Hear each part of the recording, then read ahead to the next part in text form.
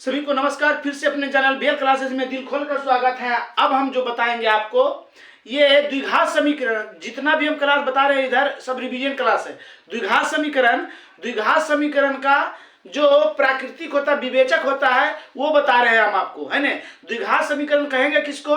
तो जब द्विघात बहुपद जीरो या अचर पद के बराबर होता है उसको द्विघात समीकरण कहते हैं, है ना। द्विघात समीकरण कहते हैं। इसका व्यापक रूप होता है ax square plus bx plus c बराबर जीरो। समझ गए हमारी बात? द्विघात समीकरण दो प्रकार के होते हैं। द्विघात समीकरण दो प्रकार के होते हैं। एक में होता है शुद्ध द्विघात समीकरण। इसका इस पूछता है, जैसे इसका होता है 2x स्क्वायर प्लस 3, मतलब इसमें अचर बीच वाला अचर पद नहीं रहेगा, स्क्वायर वाला रहेगा। और दो में होता है मिश्रित द्विघात समीकरण।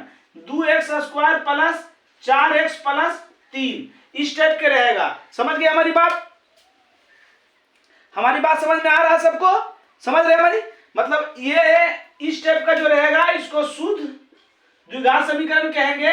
और इसको जब तीनों मान रहेगा, एक्स स्क्वायर वाला मान, एक्स वाला मान और बिना एक्स वाला मान, यानी अचर पद, तो उसको क्या कहेंगे? मिश्रित द्विघात समीकरण। याद रखिएगा। समझ में आ गया आपको? इसमें व्यापक रूप है। द्विघात समीकरण का व्यापक रूप है। जो लिखल रहेगा at not equal to zero, a zero के बराबर नहीं रहेगा। समझ गए हमारी बात? अब इसमें देखिए, अगर बी स्क्वायर, इसको विवेचक कहते हैं, इसको अंग्रेजी में डी, अंग्रेजी के शॉर्ट में बड़ी डी कहते हैं। यदि b square minus 4ac greater than zero, मतलब बी स्क्वायर माइनस 4ac के मतलब हो गया कि d जो है बड़ा रहेगा जीरो से। जब d का मान, d का सूत्र है ये d बराबर होता है b square minus 4ac, d बराबर बी स्क्वायर माइनस 4ac, है ना। जब d बड़ा रहेगा जीरो से तो वास्तविक और असमान। अब मूल का मान निकालना है तो x बराबर minus b plus minus under root d बटा 2a। अब बी स्क्वायर माइनस 4ac बराबर जीरो, अर्थात कहो तो d बराबर जीरो, d का मान जीरो के बराबर रहेगा, तो वास्तविक और समान होगा। इसका जब मूल का मान निकालिएगा तो x बराबर माइनस बी बटा 2a माइनस बी बटा 2a, दूगो, है ना, क्योंकि द्विघात समीकरण का दो मान आएगा। ठीक। अब b square minus 4ac less than zero, मतलब जीरो बड़ा रहेगा, मतलब d से जीरो बड़ा है, तो d से जब जीरो बड़ा रहेगा तो याद रखिएगा इसका मान माइनस में आएगा, d का मान माइनस में आएगा। जब d का मान माइनस में आएगा तबे जीरो बड़ा हो सकता है। जीरो किससे बड़ा हो सकता है? माइनस वाला संख्या से बड़ा होगा। जब d का मान माइनस में आ जाए तो वास्तविक नहीं है, वास्तविक मान नहीं निकलेगा, उसका मूल के मान में वास्तविक मान नहीं निकलेगा। समझ गए? ये प्राकृतिक, आई मूल का मान, आई विवेचक है ना। याद रखिएगा d बराबर जो होता है, याद रखिएगा बी स्क्वायर माइनस 4ac, ये याद रहेगा। इस पर भी दो हिसाब पूछता है, दो हिसाब इस पर भी पूछता है, समझ लीजिए, इसलिए याद करना इसको भी जरूरी है। एक दो बार देखिएगा याद हो जाएगा। जीरो से बड़ा तो असमान, जीरो के बराबर समान, जीरो से छोटा मतलब माइनस में रहेगा, तो कहना तो हल होगा, ना तो वास्तविक रहेगा। चलिए आते हैं हिसाब पर। चलिए देखिए इनमें कौन द्विघात समीकरण है। तो द्विघात समीकरण क्या है कि द्विघात बहुपद जीरो या शून्य के बराबर हो, द्विघात समीकरण होगा, है ना। द्विघात जिसका घात दो रहे। हल कीजिए एकाएकी। एक नंबर में क्या है? x प्लस 1 के होल स्क्वायर बराबर 2 इंटू एक्स माइनस 3। इसको हल कीजिए, क्या हो जाएगा? a square plus 2ab plus b square, दो गुना x करेंगे 2x minus 6, x square plus दो गुना एक्स करेंगे 2x, एक का स्क्वायर है कि प्लस में ही सेट आएगा तो माइनस में ही, माइनस में ही सेट आएगा तो प्लस में, बराबर जीरो। 2x प्लस में 2x माइनस, प्लस में माइनस में खत्म। एक्स स्क्वायर 6 में से 6 1 7 बराबर जीरो। इसका घात कितना है? तो यही हो जाएगा आपका उत्तर। द्विघात समीकरण नहीं है तो ई है, सॉरी नहीं है, नहीं कह रहा, तो ये है, ये क्या है। समझ गए। अब दूसरा नंबर हल कीजिए, दूसरा हल कीजिए। दूसरा क्या है, x माइनस 2 के होल स्क्वायर प्लस एक बराबर 2x माइनस 3। अब इसको हल करेंगे तो इसमें भी ए स्क्वायर माइनस बी स्क्वायर तो स्क्वायर आ जाएगा, तो ये भी हल द्विघात समीकरण है, नहीं होगा। A square minus 2ab plus b square plus 1 बराबर 2x माइनस 3। तो ई तो स्क्वायर रह ही जाएगा, एक्स स्क्वायर रह ही जाएगा, तो ये भी द्विघात समीकरण है। अब इसको देखते हैं, x minus 2 into x plus 1 बराबर x minus 1 into x plus 3। हल कर दीजिए, x गुना x करेंगे एक्स स्क्वायर, x गुना प्लस 1 करेंगे x माइनस 2 गुना x करेंगे माइनस 2x माइनस 2, x गुना x करेंगे x square plus 3x minus x और माइनस 3 एक्स स्क्वायर माइनस 2 में से प्लस 1 गया तो x माइनस 2 बराबर एक्स स्क्वायर 2 में से 3 में से x गया 2x माइनस 2, सबको ही पर रहिए। X square minus x minus 2 minus x square plus minus तो माइनस में, प्लस तो माइनस में, माइनस तो प्लस में बराबर 0। देखिए एक्स स्क्वायर माइनस में, एक्स स्क्वायर प्लस में, स्क्वायर वाला रहा, तो यही द्विघात समीकरण नहीं है, यही द्विघात समीकरण नहीं है। जिसका घात 2 आ जाएगा, द्विघात समीकरण 2 से कम भी आएगा नहीं होगा, 2 से बेसी भी आएगा, द्विघात समीकरण नहीं होगा। बात समझ गए। चलिए नेक्स्ट क्वेश्चन, चलिए देखिए, इसका ऑप्शन नहीं दिए हम, ऑप्शन लिखने में जल्दी जल्दी कर रहे हैं, ऑप्शन नहीं दिए, डायरेक्ट बना रहे हैं। क्या कह रहा है, ये जो समीकरण दिया हुआ है मूल समान है। जब मूल समान रहता है प्रश्नानुसार, जब मूल समान रहता है तो d बराबर की होता है 0, और मूल असमान रहता है तो d ग्रेटर देन 0, वास्तविक नहीं रहता है तो d लेस देन 0। ये सब बता दिए हम आपको। जब मूल समान है तो d का मान 0 के बराबर होगा, तो d का सूत्र क्या होता है, बी स्क्वायर माइनस 4ac बराबर 0। अब b का मान क्या है, abc, b का मान हो गया 3k, x नहीं लिखा था माइनस 4, a का मान हो गया 9 और c का मान हो गया 4 बराबर 0। 3 तिया 9 के स्क्वायर माइनस 4 चक 16, 16 144 बराबर 0।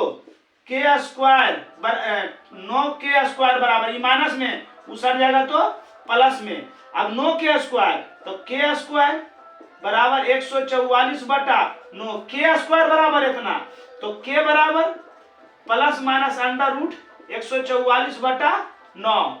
अब निकाल लीजिए, प्लस माइनस 144 के बरमूल 12 और 9 के बरमूल 3, के का मान किया गया माइनस प्लस 12/3, यानी 12/3 प्लस में और 12/3 माइनस में। बात समझ गए। इस टाइप का क्वेश्चन एगो रहेगा बाबू। देखिए, द्विघात समीकरण के मूल निकालना इनमें है, इसको दो तरीका से निकालिए, या तो गुणनखंड जाने तो गुणनखंड से निकालिए, और नहीं जान दे तो इसका मान रखिए 0 के बराबर आना चाहिए। गुणनखंड ही पहले बता देते हैं हम, by square plus 3y minus 18 बराबर 0। क्या सूत्र है कि क्या है बताए हम ना, गुणनखंड वाला वीडियो जरूर देखिए, उससे 3 4 5 अंक पूछेगा, ना तो शुरू वाला को टच करेंगे ना तो लास्ट वाला को टच करेंगे, है ना। अब शुरू वाला लास्ट वाला गुना करेंगे तो माइनस 18 बाई स्क्वायर, 18 प्लस में आना चाहिए या माइनस में आना चाहिए, तो प्लस माइनस 18 है ना, तो 3 होना चाहिए, 18 9 3 12 छोतिया 18 9 बाई माइनस 6 बाई, है ना, 3 आना चाहिए। हाँ सही, तो माइनस 9 बाई में 6 बाई चल गया और 9 6 54 हो जाता है, छोतिया 18, तो 6 यहाँ देते हैं, यहाँ 3 देते हैं, 6 बाई में 3 बाई चल गया, 3 बाई और छोतिया 18 हो गया। बाई कॉमन लेंगे, बाई प्लस 6 माइनस 3 कॉमन लेंगे, माइनस प्लस 3 6 18 बराबर 0। बाई माइनस 3 और बाई प्लस 6 बराबर 0, अलग अलग कर दीजिए। बाई माइनस 3 बराबर 0, बाई प्लस 6 बराबर 0, इसलिए बाई बराबर माइनस 6 प्लस तो माइनस, इसलिए बाई बराबर माइनस उसट जाएगा तो प्लस में, मैंने 6 माइनस में और 3 प्लस में, ये हो जाएगा उत्तर, है ना। अब देखो इसको बताते हैं हम डायरेक्ट, जिसको गुणनखंड नहीं जानता है, जो गुणनखंड नहीं जानता, इतना देर हुआ। अब डायरेक्ट मान रख दीजिएगा, देखिए डायरेक्ट मान रखिएगा, by square plus 3y minus 18 बराबर 0 मान रखिए। कोई भी मान रखिएगा, बाई का मान 6 रखेंगे तो माइनस 6 के स्क्वायर प्लस 3 गुना माइनस 6 माइनस 18 बराबर 0। माइनस का square minus minus plus 6 36 plus minus minus 18 minus 18 बराबर 0। 36 माइनस 18 माइनस 18 माइनस 36 बराबर 0 आ गया 0, आ गया 0। दोनों से आना चाहिए, याद रखिए दोनों से होना चाहिए, ऐसा नहीं है कि एगो से कर दीजिएगा एगो से नहीं कीजिएगा, दोनों से आना चाहिए। 3 रखिए, 3 के स्क्वायर प्लस 3 गुना 3 घटा 18 बराबर 0। 3 तिया 9 प्लस 3 तिया 9 माइनस 18 बराबर 0। Minus 3 minus sorry minus plus 9 plus 18 minus 18 बराबर 0 किया जाएगा। 18 में 18 किया 0 बराबर 0। कौन उत्तर होगा? ये उत्तर हो जाएगा। समझ गए? चलिए अगला क्वेश्चन, है द्विघात समीकरण x square plus x plus 5 बराबर 0 के मूलों की प्राकृतिक बताना है। मूलों की प्राकृतिक बताना है, इसके लिए आपको d निकालना पड़ेगा, उसके लिए आपको d निकालना पड़ेगा, है ना। इसके लिए आपको d निकालना पड़ेगा। तो क्या है? x square plus x plus 5 बराबर 0, यही है ना। तो देखिए ये a हो गया, ये b हो गया, ये c हो गया। d बराबर की होता है b square minus 4ac। b का मान क्या आ गया? b का मान x तो नहीं है दिखाता है, 1 स्क्वायर माइनस 4, a का मान 1, c का मान 5, 1 का स्क्वायर करेंगे 1 माइनस माइनस 4 5 20, क्या हो जाएगा? माइनस 19। d का मान क्या आ गया? माइनस। हम क्या बोले थे? d का मान जब माइनस में रहेगा तो वास्तविक नहीं होगा, वास्तविक नहीं होगा तो क्या होगा? अवास्तविक होगा। क्या होगा? अवास्तविक होगा। बस समझ गए? यही जो है इसके छोड़ के अगर d बराबर आ जाता 19 तो वास्तविक की हो जाता, तो d ग्रेटर देन 0, 0 से बड़ा होता, 0 से बड़ा होता। जब 0 से बड़ा होता, ई तो 0 में बड़ा है, इसमें हो जाएगा g less than g minus 19 less than 0, 19 से बड़ा हो गया 0, है ना। तो जब बड़ा होता तो वास्तविक और असमान में मारते। अगर d का मान 0 आ जाता तो वास्तविक और समान मारते। समझिए? एक क्वेश्चन से तीनों समझ में आ जाएगा। जैसे निकालिएगा मान, अगर माइनस में आ गया तो वास्तविक नहीं है, अवास्तविक। अगर 0 से बड़ा आ गया तो वास्तविक और असमान, 0 के बराबर आ गया d का मान तो वास्तविक और समान। समझ गए? चलिए अगला क्वेश्चन, चलिए देखिए इस क्वेश्चन को देखिए। समीकरण x square minus kx plus 4 बराबर 0 के मूल वास्तविक और समान है। चूंकि कह दिया यहां कि मूल वास्तविक और